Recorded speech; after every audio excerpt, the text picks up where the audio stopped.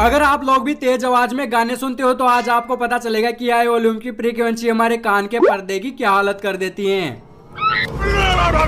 अरे घबराओ मत, ये तो खाने वाला कलर था, लेकिन आज मैं आपको रियल लाइफ एक्सपेरिमेंट करके दिखाऊंगा जिससे आपको पता चलेगा कि हाई वॉल्यूम की म्यूजिक हमारे कान के पर्दे के साथ क्या करती है। इसके लिए मुझे एक आर्टिफिशियल कान का पर्दा बनाना पड़ेगा जिसे हम ईयर ड्रम भी बोलते हैं। हमारे कान का पर्दा बहुत ही ज्यादा सॉफ्ट होता है, इसलिए मैं इस कैंडल की फ्लेम का यूज करूंगा क्योंकि ये भी बहुत ही ज्यादा सॉफ्ट है, बिल्कुल हमारे कान के पर्दे की तरह। और मैं म्यूजिक बजाने के लिए इस होम थिएटर का यूज करूंगा। इस पर मैं लो फ्रीक्वेंसी से लेकर हाई फ्रीक्वेंसी तक म्यूजिक को प्ले करूंगा। तो लो फ्रीक्वेंसी में हमारी कैंडल की फ्लेम हिलना स्टार्ट हो गई है और मैं जैसे जैसे फ्रीक्वेंसी बढ़ा रहा हूँ वैसे वैसे इसकी फ्लेम तेजी से हिल रही है। चलो इसको स्लो मोशन में देखते हैं। तो कुछ इस तरह की हालत आपके कान के पर्दे की होती है जब आप बहुत ही हाई वॉल्यूम की म्यूजिक सुनते हो। और जब मैंने इस म्यूजिक की फ्रीक्वेंसी को बढ़ाया तो हमारी कैंडल बुझ गई, मतलब हमारी कैंडल बरी हो गई।